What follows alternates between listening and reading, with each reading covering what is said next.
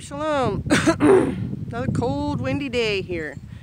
This morning's video is going to be kind of involved, so I want you to get yourself comfortable, you know, get your favorite drink or your snack or whatever, and kind of come along on the walk, because we're gonna talk about some concepts here, and it's going to be a little bit complicated. So I want you to, you know, be mentally tuned in to be ready to listen to what I'm going to say. So, today's video is about how to be an American. And we're going to start with the idea of America is freedom, right? Personal freedom. There's truth there. I mean, we're living it right now. We, meaning me and my husband, are living a personal freedom idea right now. We're living in a house we built on land we bought, and we're doing things to our land that we're deciding about how we want to do those things. And then it's our manpower that's carrying it out. And you can do that in America. Let's just pretend you live in Africa. I don't even know about African governments. I know this much. If you're in Africa, your personal freedom, you have that to an extent. You're limited by the weather. You know, if you live in a very hot place and there's not a lot of rain, that's going to affect how you make decisions. You do still have wild animals there that if you're in the vicinity, you can be attacked by a lion or an elephant or a rhinoceros or whatever. So, you know, how you build and what you build probably will be affected by that. But back to being an American, this is a capitalist system. That means money is very important. Like, to a capitalist, money is the most important thing, and how they're going to shape their lives and how they're going to shape what they do is going to revolve around making money. Because with money comes power, with money comes ease, comfort, variety. It is sort of the root of what life would be about for the capitalist. And so I equate it, because you gotta look at the Bible. Nothing new under the sun. The followers of Moloch are also, in essence, capitalists. Everything to them was about money, prosperity, and to them it was survival. I mean, in those days, that hardly anybody lived very long, and so, you know, you wanted to look to your material welfare, and they would sacrifice everything to Moloch, including their children, in order to get that prosperity. And there's nothing really different about that and the capitalist system, because you look at Trump. Yes, he is a capitalist, and he is being able to affect politics and social things in this country because he is the president. But his granddaughter speaks Mandarin Chinese. And to me, that's almost like, it's not the same, and I'm not saying it is the same, but it's similar to sacrificing her to Moloch. He is making her learn Chinese now as a child, because she's going to need that later, because there's going to be a lot of business. And if you look to rich people nowadays, their children are learning Chinese. They're learning Russian. They're learning languages that capitalists in our country are seeing the future. We're going to be doing business with people who speak those languages and going to make even more money. Okay, so as a Hebrew, let's continue on with being an American. So in America, you can't just sit on your rear end and expect prosperity to fall in your lap. It doesn't work that way. This is not communism where the government is supposed to take care of your every need. In America, what the opportunity of being an American consists of is the opportunity for you to make it big by your own hard work. That's really what being an American is. And so, as an example, well, there's so many ideas. I got to make sure I try to get them all out to you. In the Bible, there's a verse that says, the poor will be servant or slave to the rich. That's just a fact of life. If you have chosen for yourself and your family that you are going to be poor, then you are putting yourself in a position where you have no power over what happens to you. And so you cannot really you cannot choose the way your life is going to go, because because you're poor, it's going to go in just a couple of directions. You know, if you are neighbors with a rich man, he's going to put up fencing, he's going to put up barns and all sorts of things on his land. If you're poor, you're going to have to scrounge to get the supplies, because you can't buy fencing and you can't buy boards and you can't even buy livestock. So you're going to have to scrounge. And in America, if you're hardworking, you can scrounge.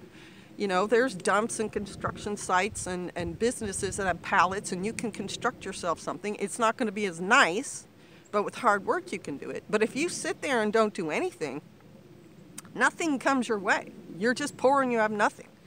So you depend on the state or the government to support you. And in America, there's not a whole lot. I mean, right now, your kids can eat breakfast at school for free, and you can get some unemployment or whatever, but it's just going to be enough for you to feed yourself unless you play the system, and then you can get more money. But just to feed yourself, and you're not going to have very good housing or anything. That's if you choose to be poor, and if you choose to be stupid, because you have public education in America. Anyone who wants to go to school and get educated can. If you just let the teachers educate you and you don't put any effort into it on your part, you'll come out with an education. You'll probably be able to read, hopefully, and do some basic math. But if you go in there and you want to learn, you can learn anything you want in America. There's libraries, there's programs, there's people who want to teach you, there's extracurricular teaching, there's books on how-tos, there's videos on how-tos, so you can be as educated as you want. And the more educated you are, the more you understand about what's going on around you, and that can be to your benefit. Also in America, business is the way to get ahead. I mean, because this is a money-based system, if you have money, then you can get for yourself the things that make your life easier, like insurance, a place to stay, vehicles to travel around with, enough food to feed yourself. And so if you choose to be ignorant, then you're basically making sure you're not going to get ahead. But if you choose to work hard and you have an idea of what you want to do and you educate yourself and you buy a business or make a business or, you know, an Etsy shop, I mean, there's so many opportunities now to sell things, to make things and sell them. You don't have to be limited. And I'll give you an example. We live near a very small town. It is in one of the poorest counties in the state. That was all on purpose, so that when excuse me, Pastor and I moved here and lived on a military retirement, which was not a huge amount of money, our money would go further. We could have chosen to be in one of the other counties in the state that's a richer county.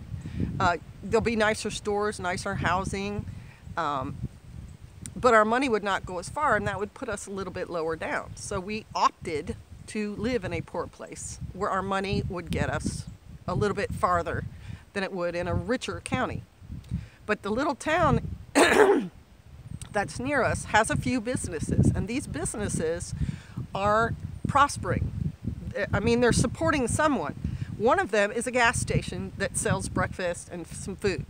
It's not a very nice place, and the people who run it are basically capitalists. They don't care about people.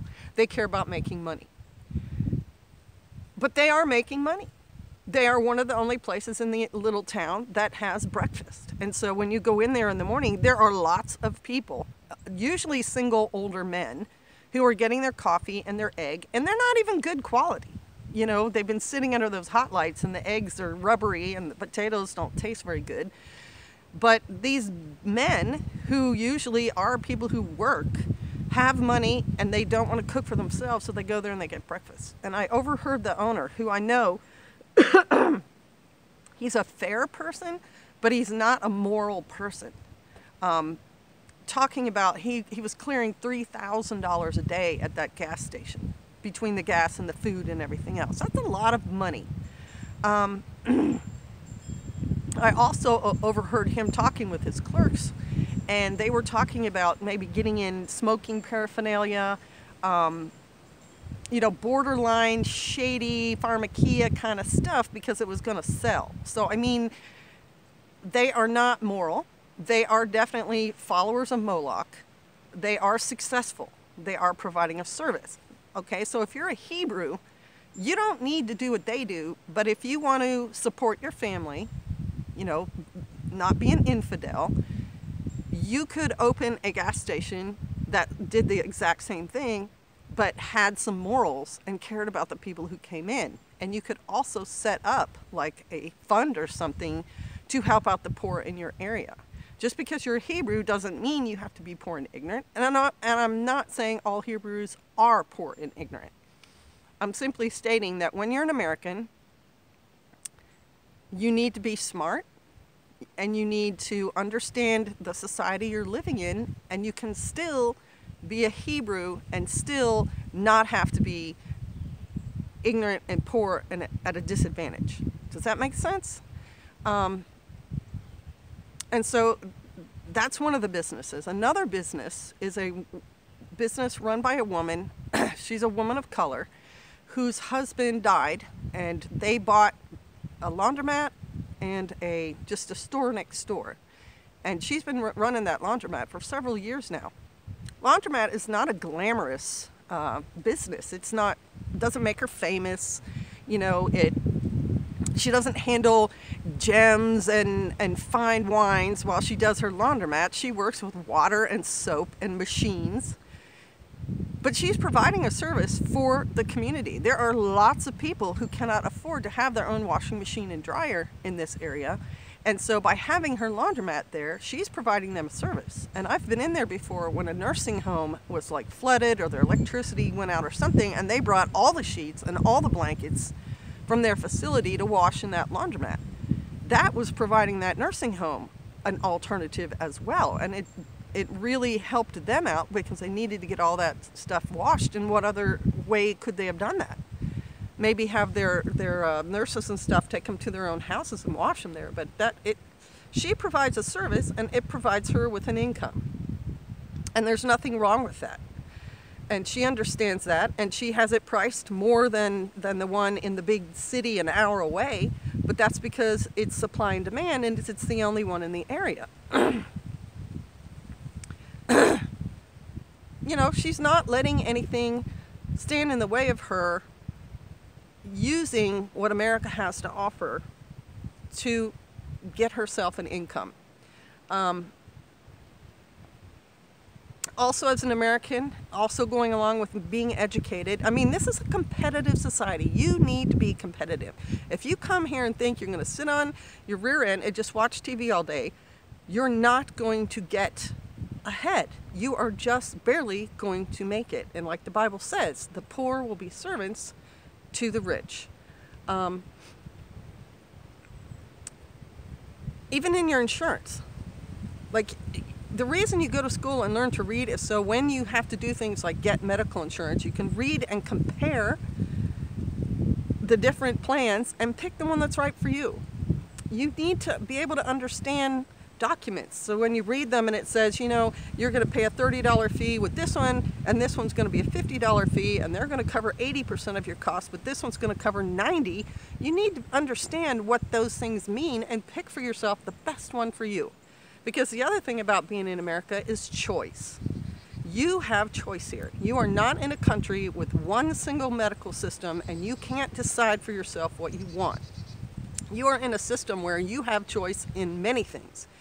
And so when you have choice, you also need to have the smarts to make good choices, to compare things and then choose for yourself the thing that's best for you. And so to be an American, you need to be tough, you need to be hardworking, you need to be smart, you need to have some kind of plan or goal to shoot for. And if you're a Hebrew, it's serving Yahweh. But you also can use all your skills to serve Yahweh. You can serve Yahweh by just being on the street and preaching His word. If you have lots and lots of money, you can open up facilities to help other Hebrews. You can open a Hebrew hospital. It's just whatever you decide. So you need to be smart, you need to be hardworking, you need to understand you have choices. And you need to be educated so that you can make those choices and make smart choices for yourself and your family. I want to leave you with one last example of how America is just, it's a melting pot. It really is, and that anyone can succeed if they want to. The person in TV land who has 3 concurrent shows going right now, and they're all popular, is a woman of color. And she's older. She's probably around my age.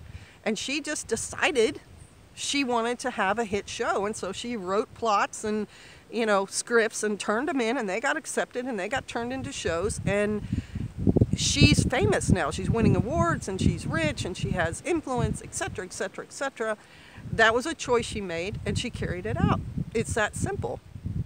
So, Hebrews, be encouraged. Think about what you want for yourself and achieve it. Be a blessing to other people around you, because the people, the followers of Moloch, the followers of Baal and Ishtar, are not always moral people. Christians think they're moral and they do good things, but they don't have the whole truth. The followers of Moloch and capitalism aren't moral. Sometimes, like Rockefeller or Carnegie, they build libraries and hospitals and buildings for the public good, and sometimes they don't. We can't count on them. The person we can count on is us and Yahweh, our Heavenly Father. I hope that made sense. I hope it blesses you. All right, shalom.